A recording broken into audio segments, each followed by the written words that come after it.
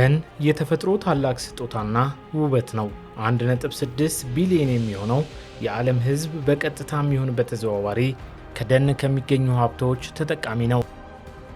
ደኖች እንጨትን፣ መድኃኒትን፣ ምግብና ብዙ የተፈጥሮ ሀብቶችን በውስጣቸው ይዘዋል።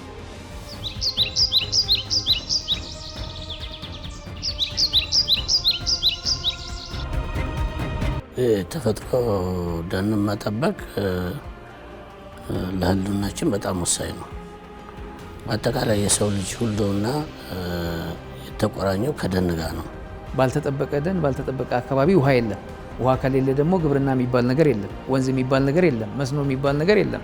ያ ማለት በተዘዋዋሪ ደግሞ ምግብ የለም ማለት ነው። እነዚህ መሰረታዊ ነገሮች ባልተሟሉበት ሁኔታ ደግሞ የሰው ልጅ በህይወት መቀጠል አይችልም።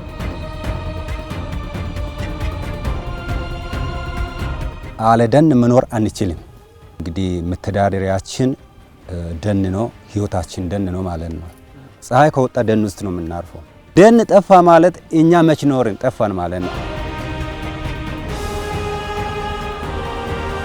ከሁሉም በላይ ግን ደን ለሰው ልጆች እጅግ የሚልቀውን የንጹህ አየር ምንጭ ሆኖ ያገለግላል። ደኖች ካርቦን ዳይኦክሳይድን በመውሰድ ወደ ኦክሲጅን ይቀይራሉ። በዚህም ለሰዎችና እንስሳት የእስትንፋስ ህልውና የሆነውን ንጹህ አየር ይፈጥራሉ። በሌላ አገላለጽ ደኖች ከካርበን ልቀት ጋር በመዋጋት የዓለም የአየር ንብረት ለውጥን ለመቀነስ ታላቅ ድርሻ ያበረክታሉ። የአየር ንብረት ለውጥ የሰው ልጅ እድገትን ተከትሎ የዘመን በየጊዜው እያደገና እየተለወጠ መሄድን ተከትሎ ከፍተኛ በሰው ልጅ ላይ ጫና የሚያደርሱ ሁኔታዎች የሚመጡበትን ሁኔታ የምንቆጣጠረው ልንቋቋም የምንችለው እንደ ሰው መቀጠል የምንችለው መኖር የምንችለው ማምረት የምንችለው አካባቢያችንን ስንጠብቅ ነው። ተፈጥሮ ሀብቱን ስንጠብቅ ነው። ደኖች የካርበን ክምችትን በከፍተኛ ደረጃ በእንጨታቸው ይይዛሉ። በሚገርም ሁኔታ እዚህ ጋር የወደቁት ሳይቀሩ ማለት ነው ካርበንን ባለበት አምቀው የያዙ ስለሆነ ከፍተኛ አስተዋጽኦ ያደርጋል ማለት ነው። ደን ጨፈጨፍን ማለት ካርቦንን ወደ አየር ለቀቅን ማለት ነው።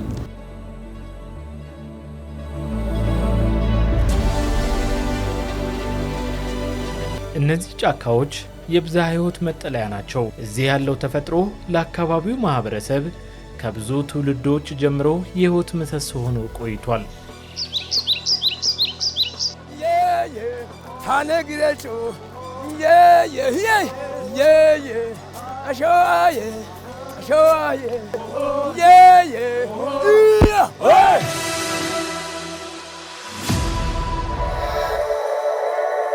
ተመልካቾቻችን አሁን የምንገኘው በደቡብ ምዕራብ ኢትዮጵያ የተፈጥሮ አረንጓዴ ካባ በተጎናጸፈው በዚህ ድንቅ ስፍራ ላይ ነው። በዚህ ጫካ ውስጥ እንግዲህ የተለያየ ዝርያ ያላቸው እጽዋት ይገኛሉ። ይህ ቦታ እንደዚሁም በኢትዮጵያ ብርቅዬ የሆነው የጫካ ቡና የሚለቀምበት ስፍራ ነው።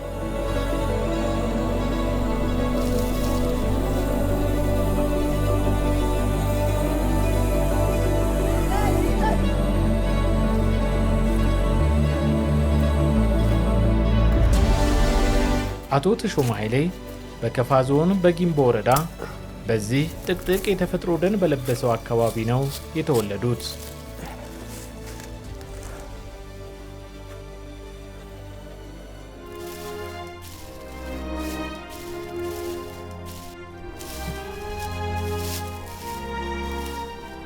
ደን ውስጥ ቡና እየለቀምኩ አሁን ጠፋ እንጂ ፊት ኮረሪማም ነበረ። ካለማወቅ የተነሳ የተመነጠረ ኮረሪማ ጠፍቷል ማለት ነው። እኛ ንጹህ አየር ውስጥ ስላደግን በሬዎች አንችልም። እኛ የራሳችን አየር ንጹህ ስለሆነ ባንበላም ራሱ ያጠግበናል። ይህ ጫካና አቶ ተሾመ ከልጅነት እስከ እውቀት የዘለቀ ወዳጅነት አላቸው። ልጅነት አልፎ ጉርምስና ሲተካ ደግሞ አቶ ተሾመ ሀገራዊ ግዴታቸውን ለመወጣት ቀያቸውን ትተው ወደ ጦር ሜዳ ዘመቱ። በ83 ወደ ግዳጅ ገባው። ከዛው እግዚአብሔር አተርፎን በ84 ገባው። እንደገና መጥቼ ስራዬን እየሰራሁ ማለት ነው። ያው እርሻ እያረስኩ ቀፎ እያሰቀልኩ ቡና እየለቀምኩ ከዛ ከሚያገኘው ገቢ በ88 ትዳር መሰረት አቶ ተሾመ ትዳር ከመሰረቱ በኋላ ጎጆአቸውን የቀለሱት ኑሯቸውንም የደገፉት ጥላ ሆኖ ካሳደጋቸው ጫካ ወርደው ዛፎችን በመቁረጥ ነው።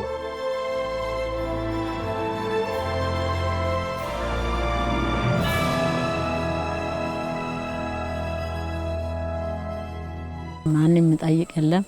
ዝም ብለን ገብተን ቤት እንሰራለን፣ እንፈልጣለን፣ ማገዶ እናደርጋለን። ያው የፈለግነውን ነው የምንጨፈጭፈው ማለት ነው። ያው ሰው ተቸግሮ ነው ደን ውስጥ የገባለ። ደን ውስጥ እንዳይገባ ደግሞ አደራጅተው በዶሮ አደራጅተው በንብ አደራጅተው በበግ አደራጅተው በሌላ አትክልትና ፍራፍሬዎች አደራጅተው ያው ወደዛ ሰው ሲገባ ደኑ ተጠብቆ የሚሄድበት ነገር ነው።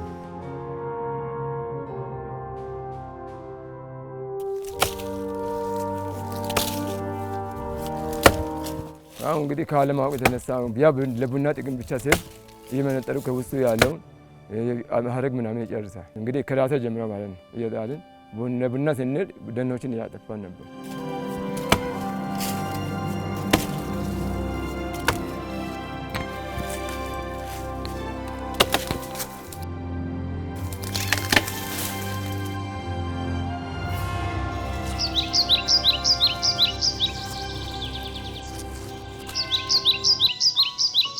ተመልካቾቻችን እንግዲህ ከአመታት በፊት ይህ ጫካ አደጋን ተጋፍጦ ነበር። ምክንያቱም ደግሞ የአካባቢው ማህበረሰብ ገቢን ለማግኘት ሲል ጫካውን እየመነጠረ የተለያዩ እርሻዎችን ያርስ ነበረ።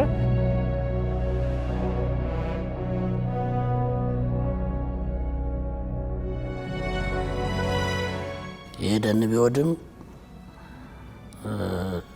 የምንዳረገው ለስደት ነው፣ የምንዳረገው ለድህነት ነው። ስለዚህ ድህነትን ለማጥፋት እና ብልጽግና ለማረጋገጥ የተፈጥሮ ደን መኖሩ በጣም አስፈላጊ ነው።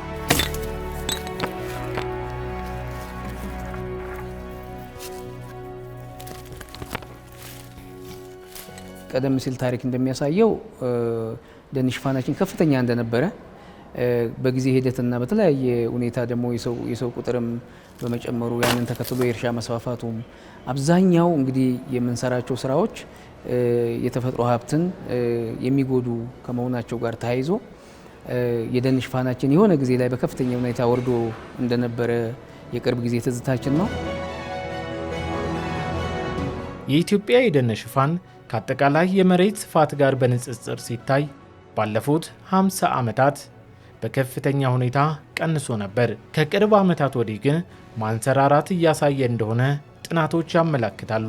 ለዚህም አዳዲስ የደን ሽፋኖችን ለመፍጠር ከሚደረገው ርብርብ ጎን ለጎን ያሉትን በህብረተሰቡ ተሳትፎ ለማስጠበቅ ከፍተኛ ጥረት በመደረጉ ነው።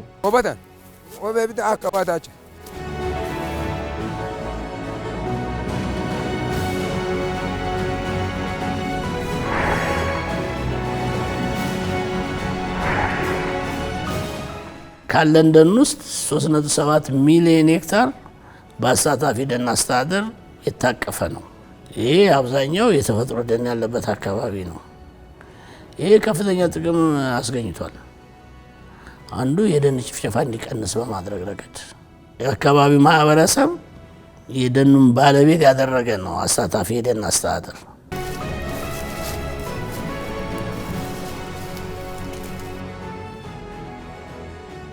ቀደም ሲል እንዳጠቃላይ የሚጠበቀው በመንግስት ነበር። የተፈጥሮ ደን ነው። ግን በመንግስት መጠበቁ ዘበኛም ተቀጥሮ በራሱ የሚያዋጣ ስላልሆነ ሌላ አዲስ ሳይንስ ይሄም ማህበረሰቡን ያሳተፈ የደን አጠባበቅ ዘዴ ወይም የአሳታፊ ደን አስተዳደር አተገባበርን ተግባራዊ ለማድረግ ታስቦ ያው ቀደም ሲል ነው የገባው በሀገራችን ወደ በፈረንጆቹ ከ1994 ጀምሮ ጽንሰ ሀሳቡ መጣና ከ2000 ጀምሮ ማህበረሰቡ ራሱ በአካባቢው በደኑ አቅራቢያ ያለው በተለይ ደኑ ላይ ተጽዕኖ ሊያደርግ የሚችል ማህበረሰብ ተደራጅተው በማህበር ተደራጅተው ደኑን እንዲጠብቁ ኤበገኖ ዳኖ ወዲ ቤቴ ያው ደን እንግዲህ የሚከለክል ሰው ስለሌለ በቃ የቆረጡ የተሸገሩትም ማገዶ የሚሸጡትም አሉ። አሁን ግን ደን ከገባ በኋላ ቁጥጥር ገብቶ አሁን ያለ አገባብ ደን ማገዶ መጣል አንችልም። ደሞም ከሰልም ቁሟል። ከሰል ማውጣትም ክልክል ነው። ዝናብ መጣ በደን ነው። ደን ባይኖር ኑሮ እኛ መኖር አንችልም። ተሳታፊ የደን አስተዳደር ወይም ፒኤፍኤም የሚባለው ስርዓት ወይም አሰራር ስራ ላይ ማዋል ከጀመረ በኦሮሚያ ወደ 27 ዓመት አካባቢ ያስቆጥሯል። ተፈጥሮ ደንን ከመጠበቅ አኳያ ያለው አማራጭ በህብረተሰብ ተሳትፎ ህብረተሰቡ ባለቤት ሆኖ እየጠበቀ እየተንከባከበ መጠቀም አለበት። በክልላችን እስከ 1.4 ሚሊዮን ያክል ደን አለ ተብሎ ይታሰባል። ከዛ ውስጥ ወደ 777 ሄክታሩ በአሳታፊ ደን አስተዳደር ማህበር ስር የሚተዳደር ነው።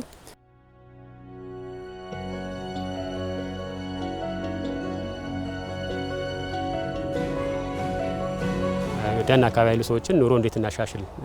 ለምሳሌ እንጨት ላይ ኑሯቸው የተመሰረተ ሰዎች ካሉ ከእንጨት አላቀን ወደ ሌላ ወደ እርባታ ወደ እርሻ የምንወስዳቸው ነገር አለ። ያው በቂ ነው ማለት አይቻልም።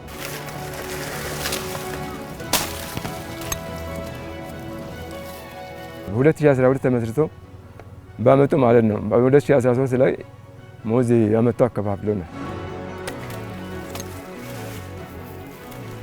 ከዛ ደግሞ አገኘሁት እኔ ተክዬ እዚህ እየተጠቀምኩ ነው።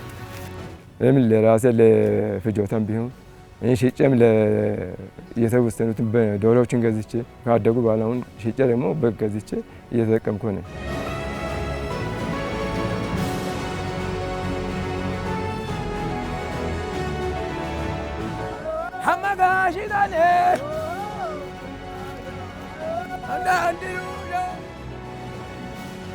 ተመልካቾቻችን እንግዲህ አሁን የምንገኘው በኦሮሚያ ክልል በጅማ ዞን በጌራ ወረዳ ላይ ባለ አንድ የተፈጥሮ ጥብቅ ደን ውስጥ ነው። በዚህ ጥብቅ ደን ውስጥ እንግዲህ ሀገር በቀል የሆኑ እድሜ ጠገብ የዛፍ ዝርያዎች የእጽዋት ዝርያዎች እዚህ ይገኛሉ። እነዚህ ዛፎች እዚህ ውስጥ የሚገኙ በግምት ወደ 38 የሚሆኑ እጽዋት ዝርያ አገር በቀል የሆኑት እዚህ ውስጥ አሉ። ገተሜ የምንለው እንጨት ነው። ይሄ ማለት ጌራ ነጭ ማር የሚባለው ጌራ የሚታወቅበት ከዚህኛው አበባ የሚቀሰመው አበባ ነው ማለት ነው። ገተሜ የሚባለው ይሄ ነው። ይሄኛው ደግሞ ሾላ ነው። ለብዛዮት የሚጠቅም አውሬዎች እንደነ ጦጣ፣ ጉሬዛ፣ ዝንጀሮ ፍሬውን በልተው የሚኖሩ ናቸው ማለት ነው። ይሄ ጫካ ውስጥ በራሱ የበቀለ ቡና ነው። የጫካ ቡና የምንለው ይሄ ነው። የምናየው ያኛው ደግሞ ዝግባ በጣም አገር በቀል በኢትዮጵያ ውስጥ ብቻ የሚገኝ ብርቅዬ የሆነ ይሄ ዝግባ ነው። ዝግባው አጠገብ ያለው ደግሞ ጥቁር እንጨት ወይንም ኦሚ ይባላል። በዚህ በጌራ ጥብቅ ደን ውስጥ ያለ ነው።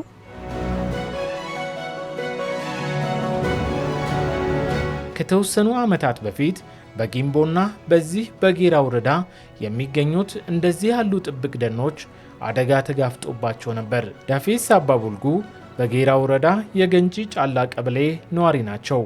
ሁኔታውን እንዲህ ያስታውሱታል። እዚሁ ነው የተወለድኩት። ድሮ ተመንጥሮ ይታረስ ነበረ። ደን ያው ብዙ ሰው ይጨፈጭፋል። ልክ ነው፣ አይጠበቅም ነበረ። ደን እንግዲህ ያው ሲጨፈጨፍ በፊት ሲጨፈጨፍ ያው ድርቅም በዛ ነው የሚመጣ ይባላል።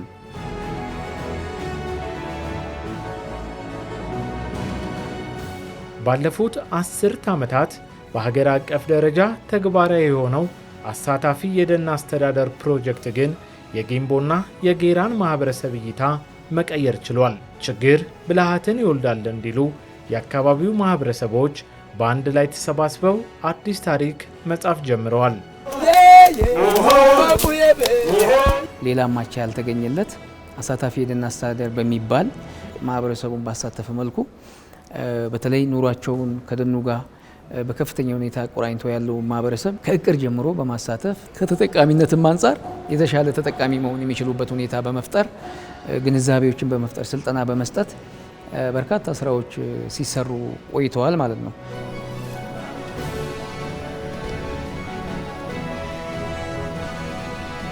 የንብ ሳጥን ማህበሩ አደራጅቶ ያለውን ነገር ሲያረግ 25 ሳጠን ንብ አለኝ። አሁን በውስጡ በርካታ እጽዋቶች ይዘዋል።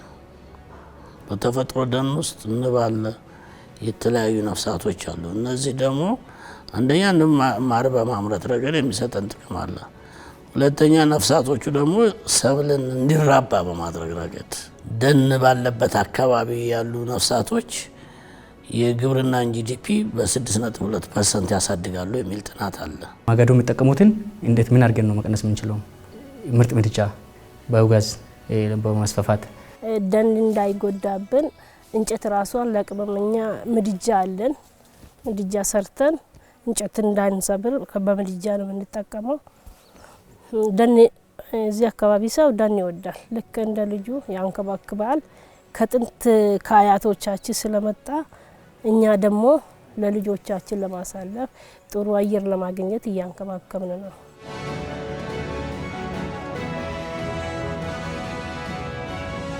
ገባቸውን ለመጨመር በግ እርባታ ላይ በመደገፍ እሱ ላይ እንዳለሙ አቮካዶ ላይ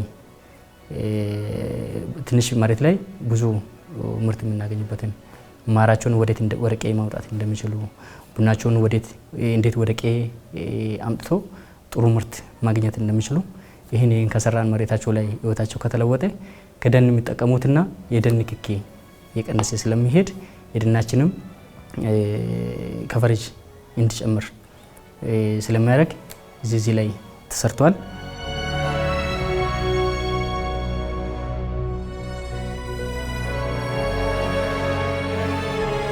ቡናም በጣም ጥሩ ነው ገባው ያለ ዘንድሮ ከሁሉም ደግሞ ዘንድሮ በጣም ጥሩ ነው። እንግዲህ ማርም ዋጋው ጥሩ ነው።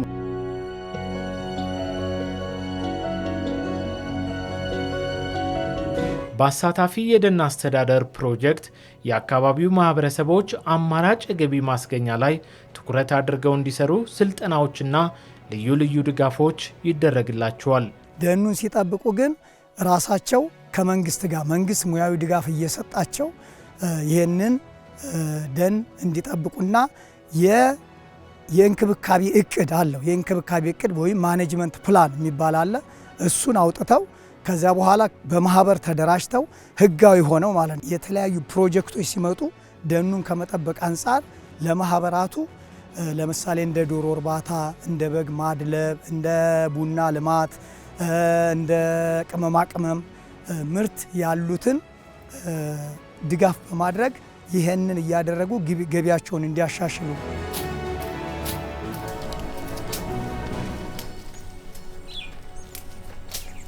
ይሄ ደን እንዲጠበቅ እናንተ ተደራጅታችሁ ደኑን ጠብቁ፣ የእናንተው ስለሆነ እናንተው እንደ ድሮ ጠብቁ ሲባል እኛው ተደራጅተን ለራሳችን እየጠበቅ ያው እዛ ውስጥ ያለውን ጥቅምም እየተጠቀም አሁን ምንጣሮ ምናምን የሚባል የለም። በቃ እንጨት አይቆረጥም። እርስ በራሳችን ነው የምንተባበቀው ማለት ነው። ሚለክ ባዬ በሬዱ አለን ወረብ ጀደ ደራሬራ ካፍቴ ደገለ ካፍቴ ለኛ ደን የሚሰጠው ጥቅም ቀፎ እናስራለን። ኮሮሪማ ከዛ ውስጥ ነው የምንጠቀመው። ማር ከዛ ነው። ብዙ ነገር ነው ከዛ የምንጠቀመው። ደኑን ዝም ብሎ መጠበቅ ሳይሆን ከደኑ ይጠቀማል፣ ፊዚካሊ ይጠቀማል። ወታ ደግሞ አሁን በተገኘው አጋጣሚ ደግሞ ከካርቦን ሽያጭን እያንዳንዱ ህብረተሰብ በጠበቀው ልክ በምንከባከበው ደን ልክ ጥቅም ያገኛል። በከፋ ዞን በጊምቦ ወረዳና በጅማ ዞን በጌራ ወረዳ ለሚገኙ የህብረተሰብ ክፍሎች አካባቢያቸው ላይ ያለው ጫካ ከተፈጥሮም በላይ ራሱ የህይወታቸው አንድ አካል ሆኖ ብዙ ትውልዶችን ሲሸጋገር ቆይቷል። በአሳታፊ ደን አስተዳደር የተጀመረው የማህበረሰብ ትብብር የተፈጥሮ ሀብትን ከመጠበቅና ከመንከባከብ አልፎ ለሀገር የሚተርፍ ውጤት ማስገኘት ጀምሯል። ወንዞች፣ ፏፏቴዎች ያው እዚህ አካባቢ ያሉትም ከዚህ ጋር የተሳሰሩ ናቸው። ገልገል ግቤ 3ም ኮይሻ ኤሌክትሪክ ማመንጫ መሰረቱ እዚህ ነው። ከዚህ የሚሄድ ወንዝ ውሃ ባይኖር ኦልሬዲ እነዚህ ነገሮች ሁሉ ባዶ ነው የሚሆኑት።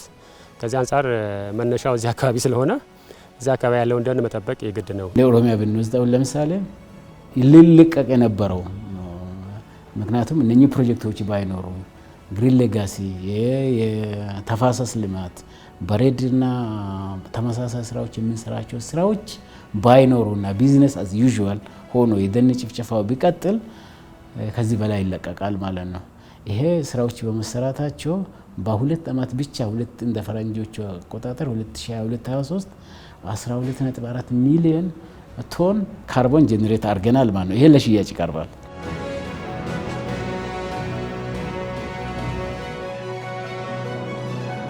ኢትዮጵያ የደን ሽፋኗን ለመጨመርና ከካርበን ልቀት ጋር ለመታገል ከ2011 ዓ.ም ጀምሮ ተግባራዊ የሆነው የአረንጓዴ አሻራ መርሃ ግብር እየተመናመነ ለመጣው የደን ሽፋን ፍቱን መድኃኒት ሆኗል። ቀደም ሲል እንዳያችሁት የተራቆቱ የገረጡ የሚያስፈሩ ተራሮች ለብሰው አምረው ተውበው ማንም ሰው በቀላሉ የግሪን ሌጋሲን ኢፌክት ማየት እንዲችል ያስቻሉ በመሆናቸውም ጭምር ነው። የፈረንጆች አቆጣጠር በ2019 ጀምሮ በክቡር ጠቅላይ ሚኒስትራችን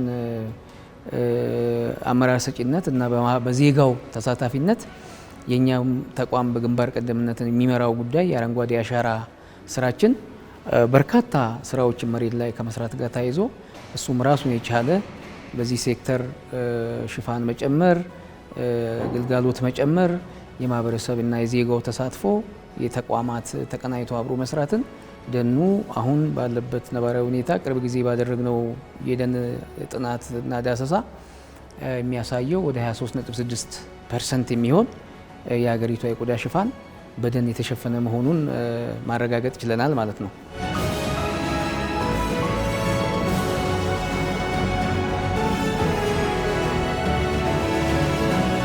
የደን ሽፋን እንዲያድግ በማድረግ ረገድ ከፍተኛ አስተዋጽኦ አድርጓል አረንጓዴ አሻራ።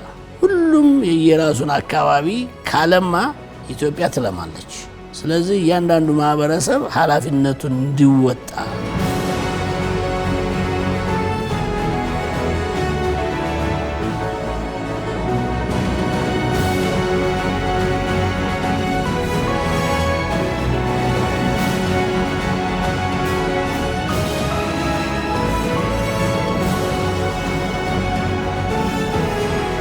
ዓለም የተፈጥሮ ሚዛኗን ጠብቃ ለሰው ልጆችና ለተቀሩት ፍጥሯን ምቹ እንድትሆን ዛፎችን መትከልና መንከባከብ ከእያንዳንዱ ዜጋ የሚጠበቅ ተግባር ነው።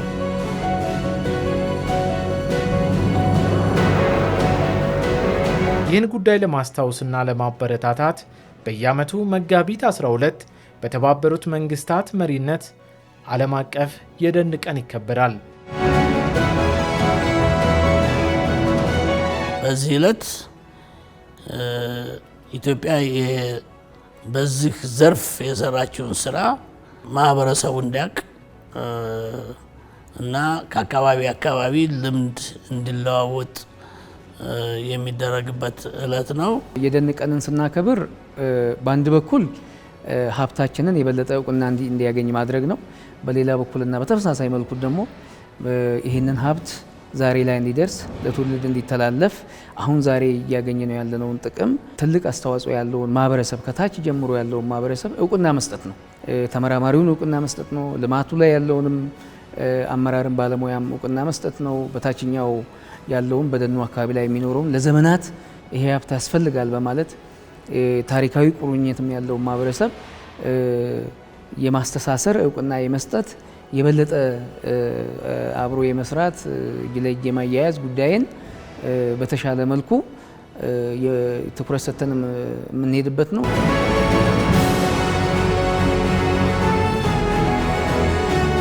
በአሁኑ ጊዜ በጊምቦና በጌራ ወረዳዎች የዱር ቡና የተፈጥሮ ምንጭነቱን ጠብቆ ለብዙዎች አስተማማኝ የገቢ ምንጭ ሆኗል። የብዙ የዱር እንስሳት ስደትም ቆሞ ያለ ስጋት መኖር ጀምረዋል። ተፈጥሮ ሚዛኗን ጠብቃ የአካባቢው የአየር ንብረትም ተስተካክሎ ለመኖርና ለመስራት ምቹ ከባቢ ሆኗል። ኢኮኖሚያዊ ጥቅም አለው። ከዚህ አንጻር ደግሞ ከባቢያዊ ወይም ምንድነው የሚባለው ኢንቫይሮንመንታል ሰርቪስ የሚባለው በእንግሊዝኛ ደን ሲኖር ንጹህ አየር አለ። ሁለተኛ ደግሞ የአፈር ለምነት ይጨምራል። የወተር ሃይድሮሎጂካል ሳይክል ወይም የውሃ ዲስቻርጅ ከማድረግ አንጻር ይጠቅማል። በቂ ዝናብ እንዲኖር ያደርጋል። አጠቃላይ ግን የስነ ምህዳር ባላንስ እንዲጠበቅ ያደርጋል ማለት ነው። አሁን የኢኮ ቱሪዝምን ማስፋፋት ላይ እኛ መስራት ያለብን ነገር አለ። የካርበን ፋይናንሲንግ ላይም እንደ መንግስት እንደ አንድ ኢኒሼቲቭ የተወሰደ ነገር አለ። በአንድ ማዕከል ኢትዮጵያ ውስጥ ያሉ ደኖች ከካርበን ትሬዲንግ ዋጋ ማግኘት እንዲችሉ የተጀመሩ እኛም እንደ ክልል የጀመርናቸው ጥናቶች ስላሉ በተለይ ደግሞ እነዚህ ሃይድሮ ኤሌክትሪክ ፓወር ስቴሽኖችም የውሃ ችግር እንዳይገጥማቸው የግድ ይሄን አካባቢ መጠበቅ መቻል አለብን። ስለዚህ የዚህ አካባቢም ብቻ ሳይሆን የኢትዮጵያም የዓለምም ጉዳይ ስለሆነ ይሄ ነገር በጋራ ብንሰራ እዚህ ያለውን አጠቃላይ ሁኔታ መቀየር እንችላለን። እንግዲህ ተፈጥሮን ስንንከባከባት እሷም ትንከባከበናለች። ተፈጥሮን ካጠፋናት ደግሞ እኛም እንጠፋለን። የጊምቦና የጌራ ወረዳ ማህበረሰቦችም ለዚህ ምስክር ናቸው። ደን እየጠበቀ የከበከበ ደንን ማልማት መጠበቅ መጠቀም ነው።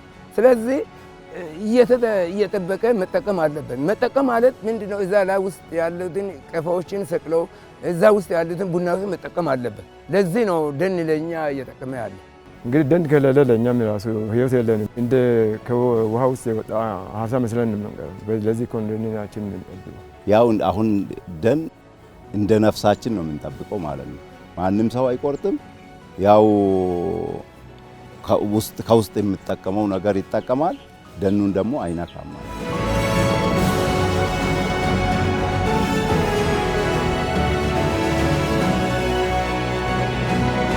በደቡብ ምዕራብ ኢትዮጵያ ክልል በአረንጓዴ ጫካዎች በተሸፈነው በዚህ አስደናቂ ምድር የዱር ቡና ይወለዳል፣ ብዝሃ ሕይወት ያድጋል፣ እንዲሁም የብዙ ማህበረሰቦች ተስፋ ይለመልማል። ይህ ታሪክ የጊምቦና የጌራ ታሪክ ብቻ አይደለም። የተፈጥሮ ሀብትን በማህበረሰብ ቀናነትና ተነሳሽነት መጠበቅ እንደሚቻል የሚያሳይ የተስፋ መልእክት እንጂ። ተፈጥሮን ስንጠብቅ ሕይወት ይለወጣል። ታቶና ወጂ ታቶና ወጂ ሹራ ታቶና ወጂ